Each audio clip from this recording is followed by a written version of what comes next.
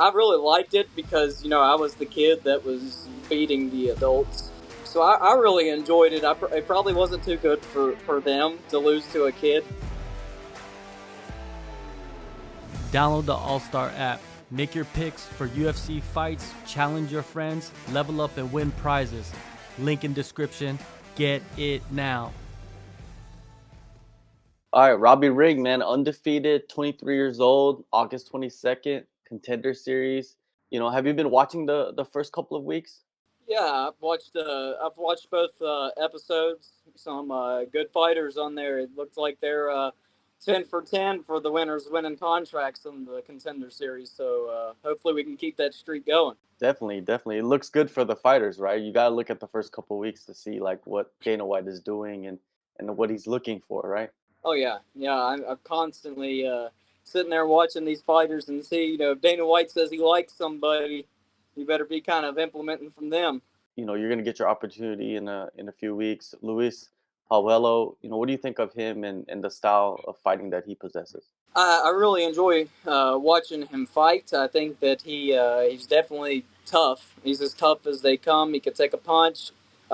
He's a brawler. He really likes to stand in the pocket and throw wild hooks with 100% power. So I definitely respect him. But I think that I possess some more skills than he does, especially in the grappling area. It seems like he's very, very uncomfortable there, where that's kind of like where I call home is on the ground. So I like the matchup for me. He has like six knockouts, six or seven wins with six knockouts, right? So he's pretty accurate with his brawling. You know what I mean? Like it's pretty incredible to watch somebody that has that style win fights like that. Yep. For yourself, when you got guys winging punches, right? It's kind of telegraphed, right? Yeah. I've noticed like I fought brawlers in the past and people that's just looking for one punch to put you out with. Usually it is pretty telegraphed, but it's always that one that you don't see that puts you out. So, the fix to that problem is you stay protected and you stay focused the entire fight. Don't give them any opportunity to land a lucky punch on you. No doubt. And you come from a martial arts family. I don't, I'm not gonna get too detailed about it, but you do train out of your family gym as well. You know, what I mean, it's an incredible dynamic. Talk about the team, the coaches, and some of the training partners that's helping you get ready for Contender Series. So I train at Ring Combat Sports in Withville, Virginia. We're kind of in the middle of nowhere in the Appalachian Mountains, and we got a lot of good fighters in here. We got a lot of amateur fighters that's all right on the verge of turning pro. That could go in there right now and win pro fights. So we've got a lot of up and comers, young guys in here that's just really showing some talent. But as far as my coaches go, my head coach is my father, Greg Ring. He's a black belt in Walt Bayless combat jiu-jitsu, and I'll tell you, he's a wizard on the ground. So, I love the ground. I've been doing it since I was a kid, and I have a lot of faith in our system that we teach here. And my mom, she's another one of my head coaches, and she was a black belt under Chuck Norris fighting systems and a professional kickboxer in the 1980s. So my mom, she has a ton of knowledge that she's instilled in me, and we've been doing it a long time. I'm only 23 years old, but I've been involved in martial arts since I was 3, doing traditional karate. Started doing jiu-jitsu around 8 years old, and then transitioned to MMA around 12, and had my first full MMA fight at 15. Wow, that's I don't think any 15-year-old is out there really. Well, now in this day and age, yes, but maybe a few years back, I don't think 15-year-olds would be thinking about going pro and fighting adults.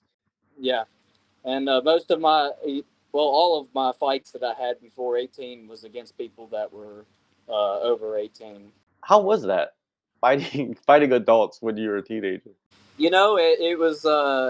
I really liked it because I was the kid that was beating the adults. Um, so I really enjoyed it. It probably wasn't too good for them to lose to a kid, but at the same time, I was I have a long time of doing it, and everybody that I fought that was over 18 also knew that, so it kind of made it a little bit better for them that I've been involved in martial arts for so long. I wanted to rewind a little bit back to 2021. That's the year that you went pro, right?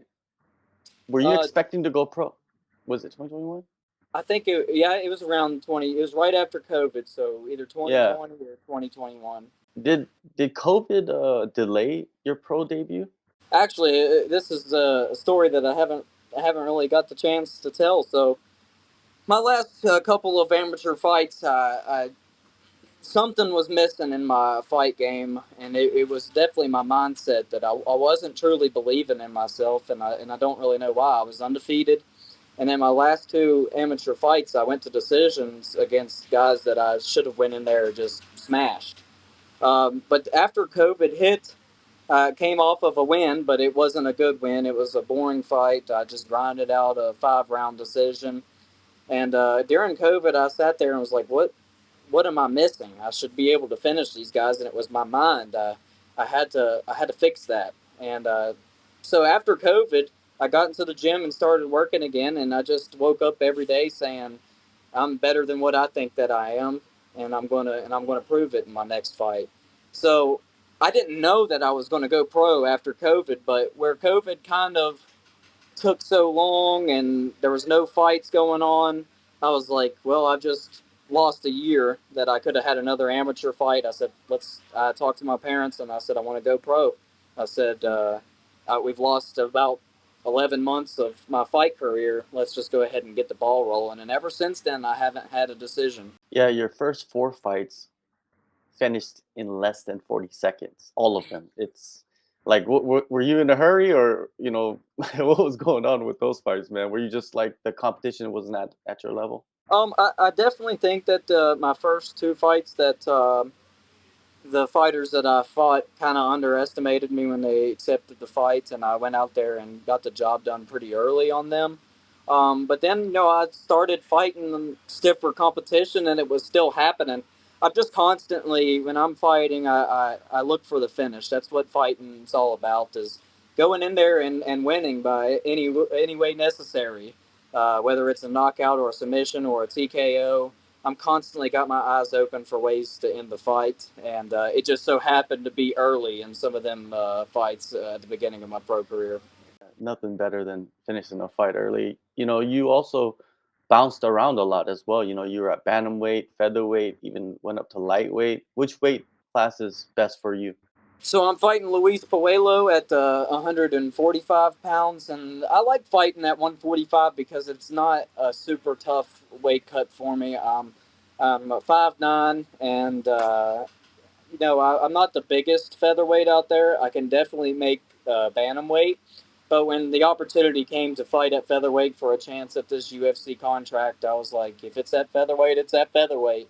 Let's go in there and do it. With a win and winning a UFC contract, I would probably tell my manager to let the matchmakers know that I want to go back down to 135 pounds. Yeah, 135 pounds is pretty incredible. Well, featherweight is pretty incredible as well, but bantamweight has become like the division in the UFC. Do you feel like that's the case? Oh yeah, I am a super fan of the smaller weight classes in the UFC because I'm a small guy, um, and I just think that we we possess power, but it's not just power that any punch is going to knock the guy out. It takes precision as well. At 135 pounds, you don't see too many guys hit somebody in the forehead and knock them out like Derek Lewis does at heavyweight. It's just because we don't have as much weight to throw around like that. So it takes in my opinion, and I don't want any higher weight fighters telling me, getting mad at me, but I just think that you have to have a little bit more technique at the lower weight classes to compete. When you look back on your record, the Jacob Kilburn fight stands out because he actually took you to the second round. You finished him at the end of the second round. How much did you learn from that fight? I learned a good bit, and that fight was actually a pretty good confidence booster to me because Kilburn, he fought in the UFC. Um, he took Billy Quarantillo to a decision. So he went to the UFC and, tried to hang in there before he got cut. So I think I respected Kilburn a little too much going in there just because he was in the UFC and he had that experience on me. Looking back, I think I could have got that fight done a little bit sooner if I was a little bit more aggressive. But that fight did teach me patience and wait for the submission instead of trying to force one. I ended up going for a leg lock at the end of the first round and gave up a dominant position. So I learned to be a little bit more patient in that fight. Do you feel like you'll be patient in this upcoming fight on Contender Series? Yeah, I'll definitely look like a seasoned fighter in the Contender Series fight. But if an opportunity arises, I'm not going to be scared to go for a submission or go for an early flurry in the fight because that's just my fighting style. As far as on the ground, I love that old school MMA style. I would say that I'm a new breed of an old school fighter. I like to take people down and put them on their back and just wear on them until something opens up. So, but everything that I've learned so far in my fight career will be on display on August 22nd. I like that. A new breed of an old school fighter. I've never heard that before. That's actually a Yes, pretty sir. good phrase. I like that. That's great. Yeah, you finished every opponent. There are expectations of you from Dana White, from the matchmakers, because they've seen your highlight reels. So they're like, okay, we've seen the highlight reel. We want to see it in real life. What do you expect out of yourself? I expect to go in there and just have that 100% will to win. I'm going. I told my mom and dad today. I said I'm not leaving that UFC Apex without a contract. So this has been a life dream for me, and I do well under pressure. So when those bright lights are shining on me, I think that that's when I'm going to come to life, and I'll transfer over into Razor Robbie Ring instead of just regular Robbie Ring, and get the job done. Outside of your home gym, Ring Combat Sports, do you train elsewhere for preparations? Yeah, I do cross train quite a bit. Like I said, I'm in a pretty small area. We got a gym full here. I think that we've probably got 60 adult MMA students at our gym. So we have a pretty wide variety of training partners here. But I do also go to the Charlotte area and train at Carolina Combat Sports. That's where Brian Battle, the UFC fighter, trains. And they've got, man, that gym's full of studs. Every one of them is good and all of them are good at different things. You might go against one guy who's a heck of a striker, and then the next round you're getting wrestled to death by another guy. So, and then another place that I like to go and cross trains in Rock Hill, South Carolina, with Keith Richardson and his crew at Modern Warrior MMA. Keith Richardson is by far the best 135-pound fighter who's not in the UFC. The dude's had almost 40 MMA fights, and now he's making a run at bare knuckle and he's an absolute stud.